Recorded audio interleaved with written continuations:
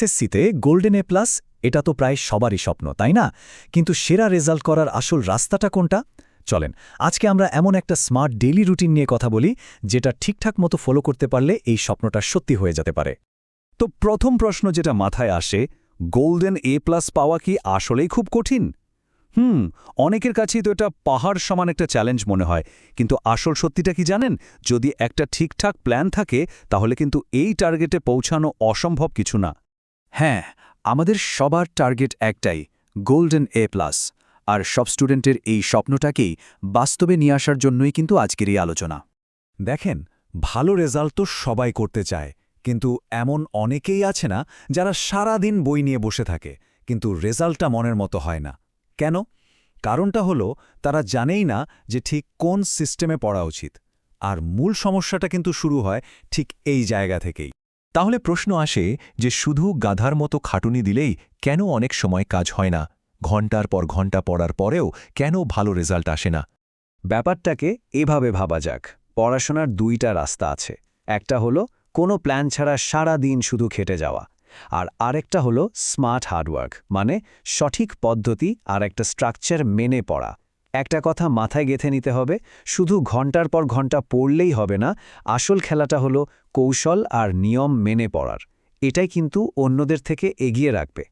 তাহলে সেই স্মার্ট উপায়টা কি হতে পারে এর সমাধান কিন্তু একটাই একটা পারফেক্ট স্টাডি রুটিন চলেন এবার আমরা ধাপে ধাপে সেই রুটিনটা দেখে নিই যেটা আমাদের লক্ষ্যের দিকে নিয়ে যাবে আচ্ছা এবার আসি আসল রুটিনে দিনটা শুরু হবে একদম ভোর ৫টায় কেন কারণ এই সময় ব্রেন একদম ফ্রেশ থাকে তাই ম্যাথ বা সায়েন্সের মতো কঠিন সাবজেক্টগুলো পড়ার জন্য এর চেয়ে ভালো সময় আর হয় না এরপর ৬টা থেকে ৭টা পর্যন্ত হবে রিভিশন মানে আগের দিনের পড়াটা একবার ঝালিয়ে নেওয়া তারপর তো স্কুল টাইম সেখানে ক্লাসে দিতে হবে পুরো মনোযোগ কারণ প্রস্তুতির একটা বিরাট অংশ কিন্তু ওখানেই হয়ে যায় আর হ্যাঁ বিকেল সন্ধ্যা আর রাতের জন্য কিন্তু একটা দারুণ প্ল্যান আছে এবার আসি বিকেলের সেশনে ঠিক ৪টা থেকে ৬টা এই ২ ঘণ্টাকে কাজে লাগাতে হবে একটা ক্লিয়ার টার্গেট সেট করে নিতে হবে যে এই সময়ের মধ্যে দুটো সাবজেক্ট শেষ করতেই হবে যখন একটা টার্গেট থাকে তখন দেখবেন পড়াশোনাটা অনেক বেশি গোছানো আর প্রোডাক্টিভ হয় এরপর সন্ধে ৭টা থেকে ৮টা এই ১ ঘণ্টা কিন্তু শুধু বইয়ের পাতা উল্টানোর জন্য না এটা হলো প্র্যাকটিসের সময় মানে অ্যাক্টিভ লার্নিং হয় অঙ্ক করতে হবে না হলে কোনো কিছু না দেখে লিখে লিখে প্র্যাকটিস করতে হবে এতে হয় কি পড়াটা একেবারে মাথার মধ্যে গেঁথে যায় আচ্ছা শুধু রুটিন ফলো করলেই তো আর হবে না এর সাথে আরও কয়েকটা জরুরি জিনিস মাথায় রাখা দরকার এগুলোকে আমরা বলতে পারি গোল্ডেন টিপস এগুলো প্রস্তুতিকে আরও অনেক বেশি স্ট্রং করে তুলবে সেরা প্রস্তুতির জন্য এই ৪টা জিনিস একদম মাস্ট ১ প্রতিদিন মিনিমাম ৬ থেকে ৮ ঘণ্টা পড়তেই হবে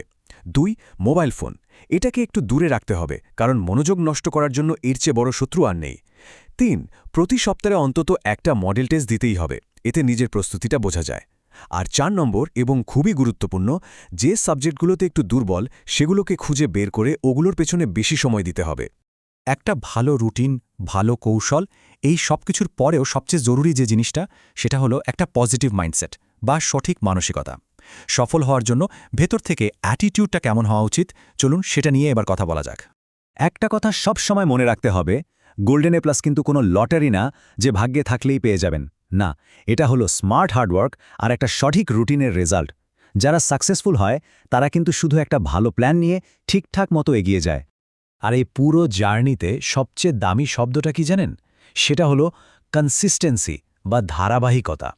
মানে একদিন ১০ ঘন্টা পড়লাম আর পরের দিন বই খুললাম না এমনটা করলে চলবে না প্রতিদিন নিয়ম করে এই রুটিনটা মেনে চললেই কিন্তু আসল লক্ষ্যে পৌঁছানো সম্ভব তাহলে আর দেরি কিসের সাফল্যের দিকে প্রথম স্টেপটা তো আজ থেকে নেওয়া যায় তাই না শুধু এই রুটিনটা ফলো করার সিদ্ধান্ত নিলেই কিন্তু স্বপ্নের দিকে এক ধাপ এগিয়ে যাওয়া হলো তো শুরুটা হোক আজ থেকে